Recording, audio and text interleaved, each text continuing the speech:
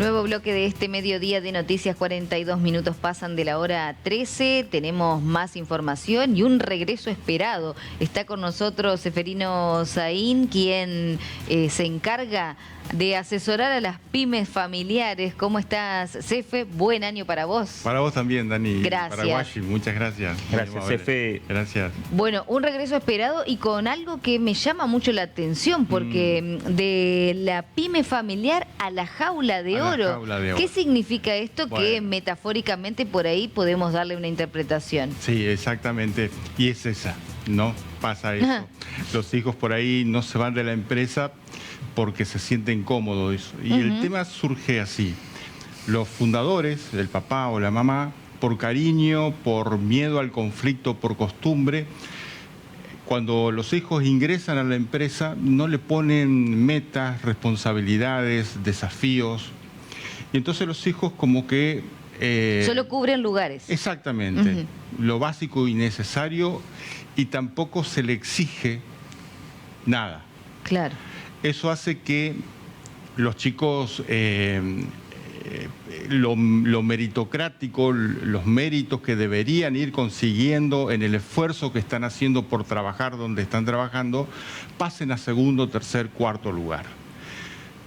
Los chicos, cuando no se esfuerzan por lograr metas, responsabilidades, desafíos, hacen que no adquieran habilidades y experiencias para poder trabajar en la empresa. Y por supuesto, esto también hace que esa falta de experiencia y de habilidades les afecta en su autoestima y tampoco se van de la empresa nunca, porque no tienen esa seguridad propia si van a sobrevivir en el mercado laboral, claro, ¿no? Cuando eso ocurre, pasa que al no irse, al quedar estancado dentro de la empresa, se disfraza de la lealtad familiar. Entonces, ellos dicen, yo no me voy de la empresa porque soy leal a mi familia, pero en realidad es porque no han adquirido todas esas habilidades, esa experiencia que te lo da los propios retos y desafíos que teóricamente un jefe debería ponerte para poder adquirir esas habilidades. Lo que habitualmente decimos la zona de confort. Exactamente. Entonces se crea esa zona de confort, que es esta jaula de oro, de una pyme familiar donde el fundador con mucho amor, con mucho esfuerzo levantó, pero que hoy la segunda generación, y no estoy diciendo que todos, al contrario, son pocos los que se acostumbran a esta jaula de oro, pero de todas maneras hay. Ocurre. Y es muy interesante poder traer este tema porque me parece muy importante que los padres analicen cómo están exigiendo a sus hijos dentro del negocio. El micro que viene vamos a charlar otro tema que va de la mano de esto, que son los hijos que se creen dueños y fundadores más que los propios fundadores. ¿Sí? Pero eso es otro tema.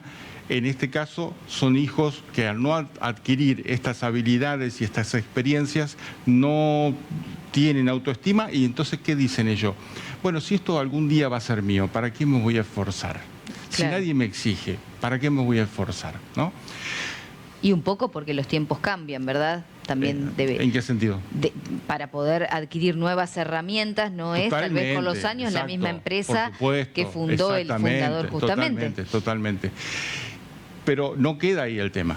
El tema también pasa con los empleados, porque empiezan a ver al hijo del fundador, que si el hijo del fundador no se esfuerza, no hay méritos para ellos, lógicamente, el empleado que más capacidad tenga se va a ir de la empresa, porque va a llegar a un techo.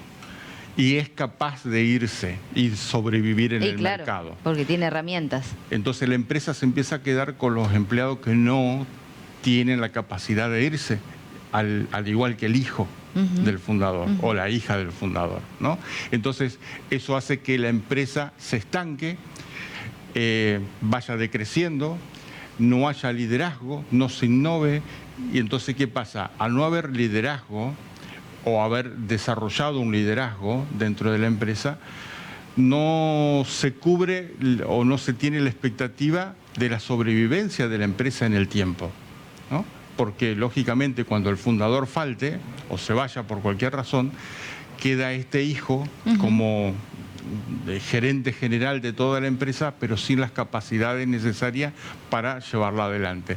Y por ahí vemos muchas pymes familiares que caen, que mueren en el cementerio del 70% de las que nacen, porque hay solamente un 30% que pasa de primera a segunda generación. Hay una mortandad muy grande de pymes, pero no siempre es un problema de mercado. Es un problema interno de cómo manejó la familia la participación de sus familiares dentro del negocio. Vos estás acostumbrado a asesorar muchas empresas familiares, muchas pymes. ¿Te llama la atención cuando, por ejemplo, en una familia numerosa o no, todos los integrantes de la familia trabajan en la empresa sin tener algún conocimiento, alguna herramienta extra, un plus que le pueda aportar? No sé, por ejemplo, estudio administración de empresas, otro algo relacionado con el rubro específico de la empresa. Cuando todos caen ahí, ¿te llama la atención? Sin un aporte extra, en principio ¿no? Porque es lógico que el fundador, lo más lindo que tiene una empresa familiar es trabajar con los familiares, de hecho. Pero también tiene su contraparte. La debilidad de la empresa familiar es trabajar con familiares que no están capacitados para trabajar en ese lugar.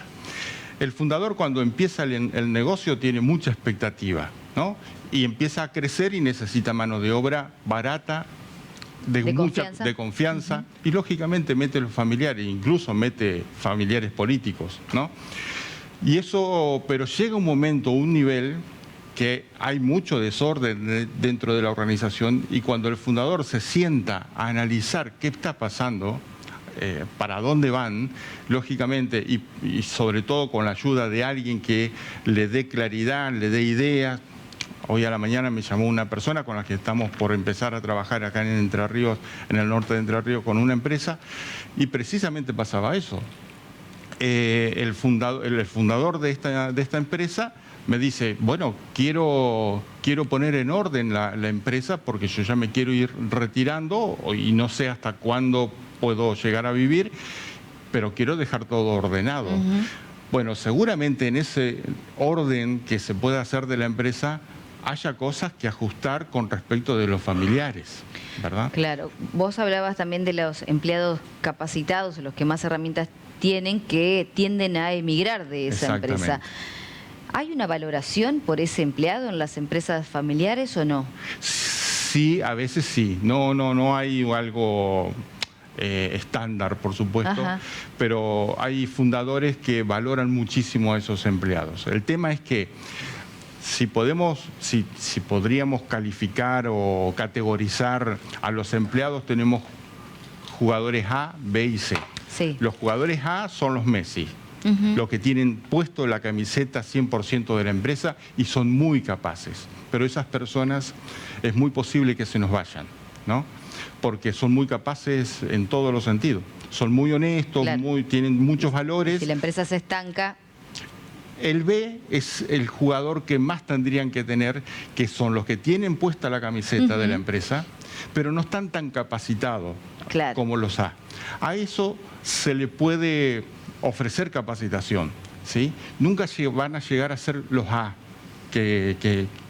los Messi, pero los B tienen esa capacidad y ese amor por el negocio, por la empresa, por la historia, por el legado, y bueno, son muy leales y se te van a quedar.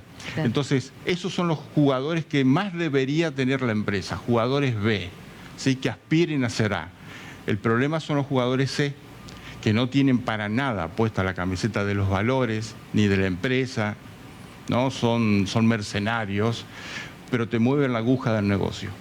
Y esos empleados no los echa el fundador porque les mueve la aguja del negocio, ¿no? Entonces, el fundador no sabe cómo hacer porque si lo echa, bueno, pierde quizá el 70% de las ventas. Entonces me dice, ¿qué hago? ¿Cómo hago? Bueno, entonces hay que preparar a alguien para que vaya reemplazando a ese jugador C y juntando la moneda también para poderlo echar, que a veces también la empresa los tiene en negro y no los quiere echar y entonces los empleados lo tienen de rehén al fundador, ¿no? Claro. Es toda una cuestión bastante importante para poder analizar. Y en esta jaula de oro, saber dónde se ubican justamente la segunda generación, si son los jugadores A, B o C. Exactamente, que generalmente, precisamente porque el fundador no lo desafía, no le pone responsabilidades, no los mide, ¿sí? Sobre el cumplimiento, hace que estos hijos no tengan capacidades y se conviertan quizás en un jugador C. Gracias, Efe, súper interesante la visión. Así pasaba Seferino Saín, quien es consultor de empresas familiares, contándonos hoy sobre la pyme y la jaula de oro.